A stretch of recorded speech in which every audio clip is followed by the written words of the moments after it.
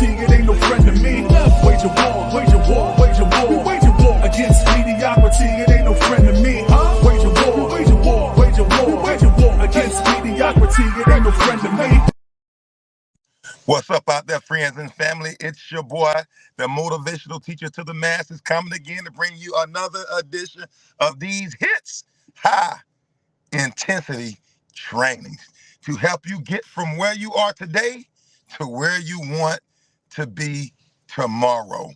If you would, please go ahead and text and call grandmama, granddaddy, a cousin, auntie, sister, brother, husband, wife, and let them know that the motivational teacher has just gone live.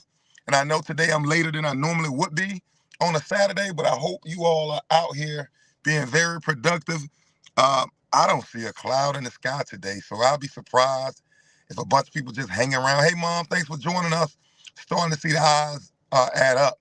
If you would, please share this, like this. I know they said some people on Facebook may not be able to comment. You have to go in and accept the friend request. Can't remember the exact steps, but if you would, please comment on this video.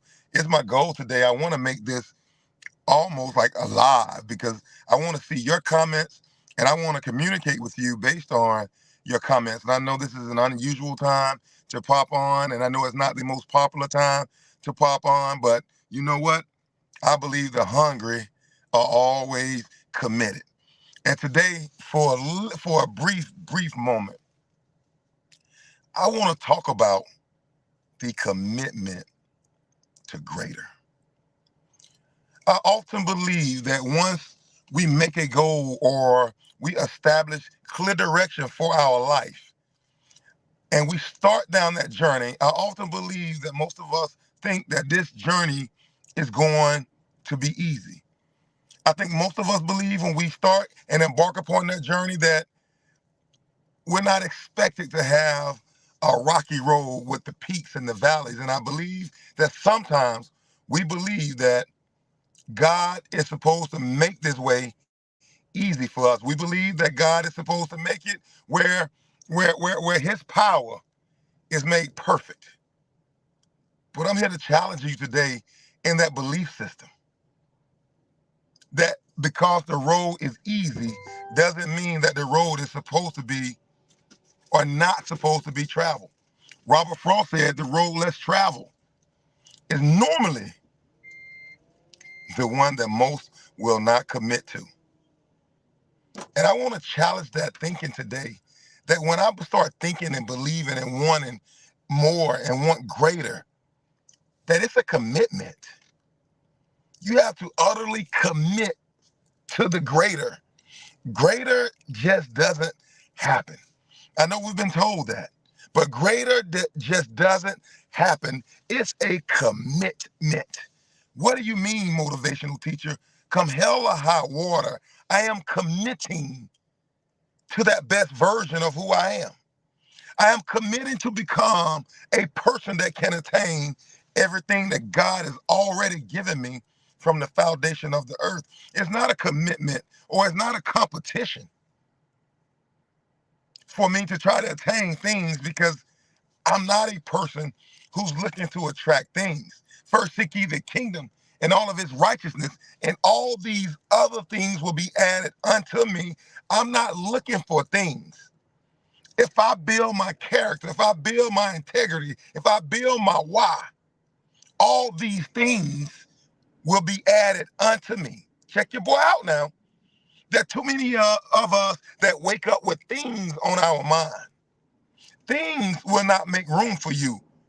Louis Vuitton will not make room for you. Gucci will not make room for you. Jordan, Prada, it will not make room for you. Only your gifting will make room for you. And I think anybody else who gets in the room without their gift making room for them is an imposter. And I think imposter syndrome is prevalent in today's time and in today's system because there's no more commitment to greater. Oh, I just broke bread. Whoa, I just broke bread.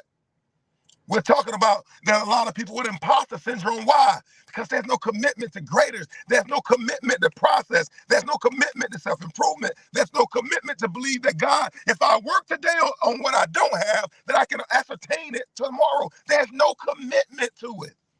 When it rains, I don't want to do it. When I'm broke, I don't want to do it. When I got a headache, I don't want to do it. When it's not comfortable, I don't want to do it. There is no commitment. Commitment does not show up on the days you want to do it. Commitment shows up on the days you don't want to do it. There is no longer a commitment to greater, a commitment to excellence, a commitment to more. There is a commitment to convenience. I just broke bread. Most of us only want to do it as long as it's convenient.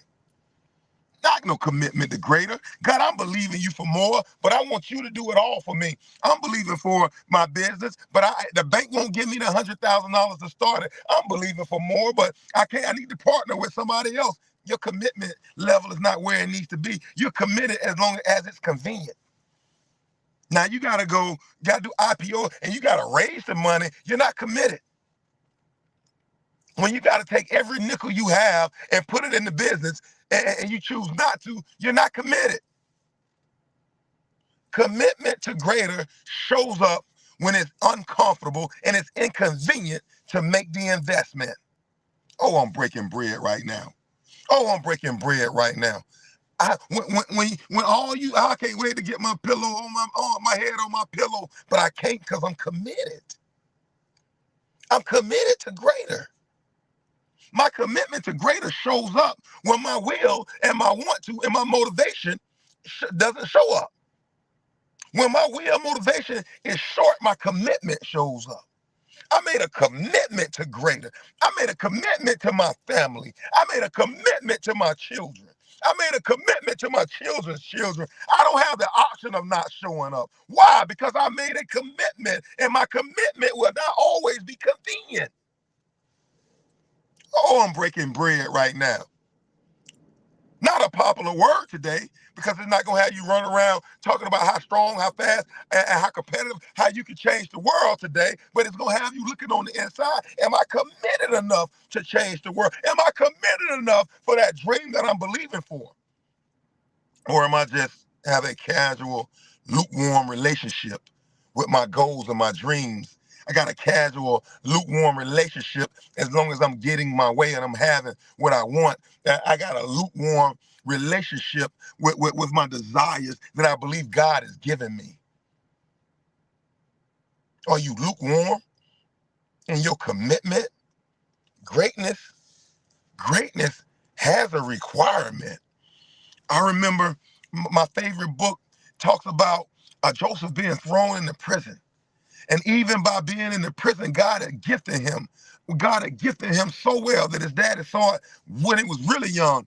Told his brothers that his dad, and my dad said, he gonna bless me. And I got this gift and gave me a coat of many colors. And his brothers got jealous and they threw him in prison. And not even in prison could they stop his commitment. He did what he could as long as he could in prison and then hold his gift. You want to talk to the cupbearer? I talk to the cupbearer. I don't care. You want to talk to the bookkeeper? I talk to the bookkeeper. You want to talk to I talk to the assistant coach. I talk to the janitor. I got a gift that God has given me and I'm committed to it. I don't have to have ideal situations with 5,000 people to utilize my gift because I'm committed to the gifting. Oh, I just broke bread. He was willing to share his gift with people in prison that he thought, or at that time, he didn't know was the very audience that had his blessing. And then there's some of us who have a gifting of cooking, and we don't want to cook 2 cookies and give them away for free. And you telling me you're committed? Some of us, we have a business on the inside of us, and we say we're committed to that business. This dude was sharing his gift in prison, not knowing that that was the same thing that would get him right next to the president at the time, or right next to the king at that time. The gifting that he was sharing when he was falsely in prison. And we look back over our lives and we say, oh my God, if I only had this go right, if I had only done this. No, if you were only more committed to your purpose, to your promise, if you were only more committed to your dream, if you were only more committed to God and what he's given to you, stop looking at what, oh, if I coulda, shoulda, woulda. It ain't coulda, shoulda, woulda. You got to say, I got to improve my commitment. So when coulda, shoulda, woulda shows up again, I'm committed enough to make the decision that's uncomfortable for my flesh, that's uncomfortable for my financial pocket, that's uncomfortable for me to walk out. It's a commitment. It's a commitment. We make excellence so deep.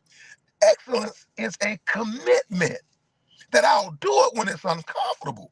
I'll do it when it hurts.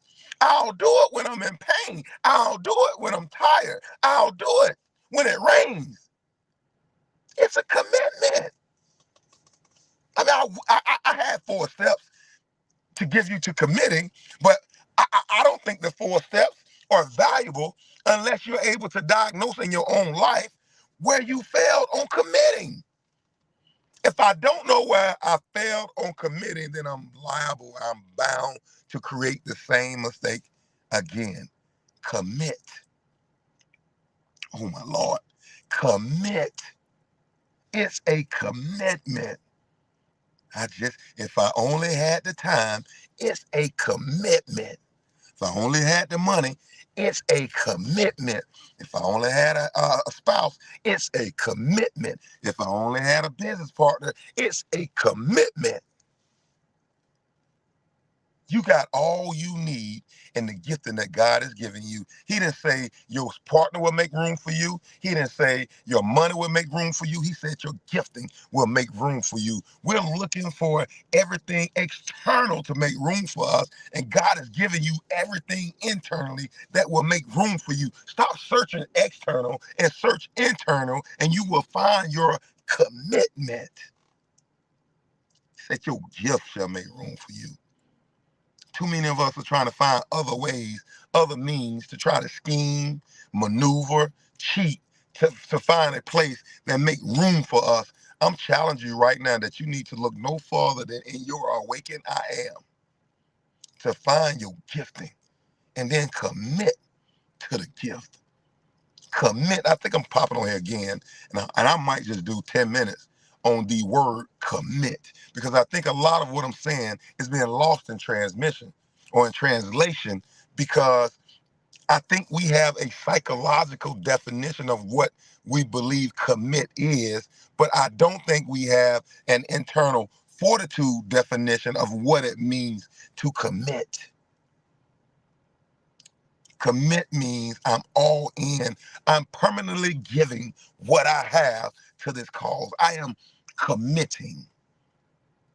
And most of us will commit one day and decommit the next day and not give a reason. Like we look right now at college sports with the transfer portal, when these kids are going in and out, they're going from college to college.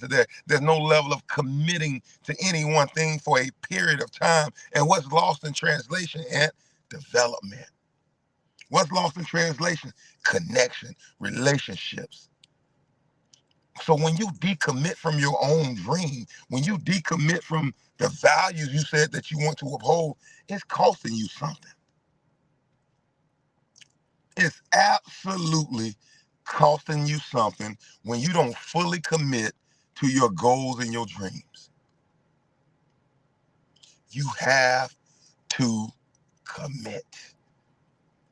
It's your boy, the motivational teacher to the masses, hopping on to give you another edition of these hits, high intensity trainings. And until next time, I'm challenging you to wage war on mediocrity. Commit. It ain't no friend to me.